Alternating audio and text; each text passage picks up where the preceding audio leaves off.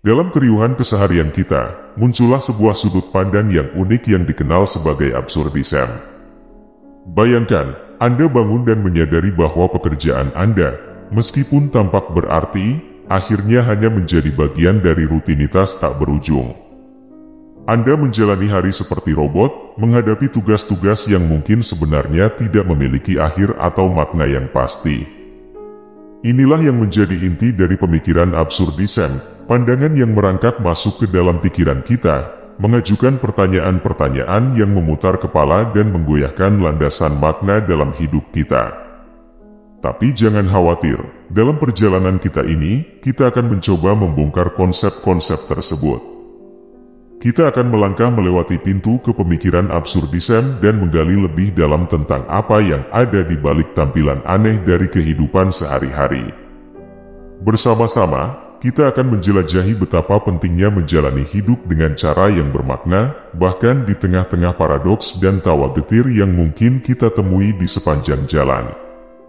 Jadi, mari kita merenungkan bersama, apa sebenarnya makna dalam absurditas. Dalam dunia filsafat dan sastra, ada aliran pemikiran yang dikenal sebagai absurdism. Aliran pemikiran ini menganggap bahwa kehidupan manusia tidak memiliki makna inheren, dan usaha untuk mencari makna dalam dunia yang tidak memiliki makna merupakan sebuah tindakan absurd. Konsep ini pertama kali diperkenalkan oleh filsafat Albert Camus dalam karyanya yang terkenal, The Myth of Sisyphus 1942. Makna inheren sendiri mengacu pada tujuan yang melekat atau ada secara alami dalam sesuatu, terlepas dari interpretasi manusia atau kondisi tertentu.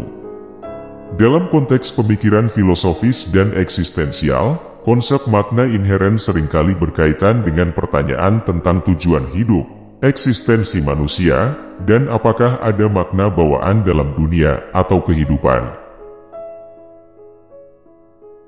Mitos Sisyphus adalah analogi yang digunakan oleh Albert Camus dalam esainya yang berjudul The Myth of Sisyphus untuk menggambarkan kondisi manusia yang hidup di dunia yang dianggap absurd. Dalam mitos tersebut, Sisyphus dihukum oleh para dewa untuk menggulungkan batu berat ke puncak bukit, hanya untuk melihat batu itu kembali turun ke bawah setelah mencapai puncak. Tindakan ini berulang-ulang tanpa henti, menciptakan tugas yang tidak memiliki akhir yang jelas. Sisyphus terjebak dalam tindakan yang sia-sia dan tanpa makna ini. Camus melihat tindakan Sisyphus sebagai sebuah representasi simbolis dari kondisi manusia. Seperti Sisyphus, manusia juga terus-menerus berusaha dan bekerja, mencari makna dan tujuan dalam kehidupan mereka, meskipun kesadaran akan ketidakbermaknaan yang ada. Kita cenderung merasa terjebak dalam siklus yang tanpa akhir, di mana upaya kita untuk mencari makna tampaknya tidak pernah memberikan hasil yang memuaskan. Namun, dalam konteks absurdism, Camus mengajukan pertanyaan penting, bagaimana jika Sisyphus dapat menerima kondisinya dan menemukan kebahagiaan dalam tindakannya sendiri? Dalam hal ini, Sisyphus menjadi simbol pemberontakan dan penerimaan atas ketidakbermaknaan hidup. Mitos Sisyphus dalam pemikiran absurdism mengajukan pertanyaan filosofis yang mendalam tentang bagaimana kita seharusnya menjalani hidup dalam kondisi yang dianggap absurd. Meskipun makna sama sekali tidak ada, manusia masih memiliki kebebasan untuk menciptakan makna dalam tindakan mereka sendiri. Menurut pemikiran absurdisme manusia, mengacu pada paradoks di mana manusia secara terbukti merasa perlu mencari makna dan tujuan dalam kehidupan mereka.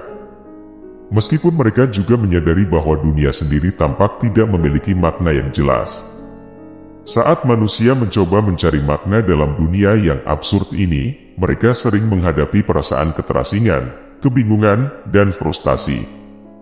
Pencarian akan makna ini bisa menghasilkan rasa putus asa karena sepertinya tidak mungkin menemukan jawaban yang memuaskan. Meskipun kehidupan manusia penuh dengan pengalaman dan aktivitas, absurdisme berpendapat bahwa semua itu tidak membawa makna yang inheren. Dalam keadaan ini, manusia bisa merasa terhubung dengan dunia dan orang lain, karena kesadaran akan ketidakmampuan untuk menemukan makna dapat menciptakan kesenjangan antara keinginan mereka untuk memahami dunia, dan kenyataan bahwa dunia itu sendiri mungkin tidak dapat dipahami secara mutlak. Pemikiran ini berkontribusi pada perasaan bersinar dan tekanan eksistensial, yang seringkali dapat memunculkan pertanyaan mendalam tentang arti hidup, keberadaan Tuhan, moralitas, dan tujuan hidup manusia.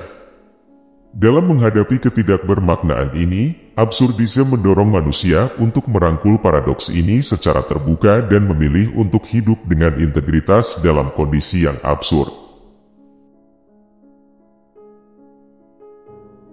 Konsep ketakjuban dan pembangkangan adalah bagian integral dari pemikiran absurdisme. Meskipun absurdisme mengakui ketidakbermaknaan dunia, ia juga mengakui bahwa manusia masih memiliki kapasitas untuk merasakan keindahan, menemukan kegembiraan dalam pengalaman hidup, dan mengagumi aspek-aspek unik dari dunia ini. Pentingnya ketakjuban dalam konteks absurdisme adalah bahwa manusia mampu mengalami momen-momen di mana mereka merasa terhubung dengan dunia, meskipun kesadaran akan ketidakbermaknaan tetap ada. Misalnya, ketika seseorang merasakan keajaiban alam, seni, cinta, atau momen-momen berharga lainnya, mereka bisa merasakan kehidupan dengan intensitas dan penuh kehadiran, tanpa harus sepenuhnya memahami makna yang mendasarinya. Namun, di samping ketakjuban, absurdisme juga merupakan tekanan tindakan pembangkangan terhadap kenyataan yang tidak masuk akal. Pembangkangan ini bukanlah tindakan pemberontakan dalam arti tradisional, tetapi lebih merupakan sikap mental di mana individu mengambil tanggung jawab atas hidup mereka dan mengambil keputusan tanpa mengandalkan ilusi atau keyakinan palsu. Pembangkangan ini melibatkan pengakuan akan ketidakbermaknaan dunia, tetapi tetap memilih untuk menjalani hidup dengan integritas dan kesadaran.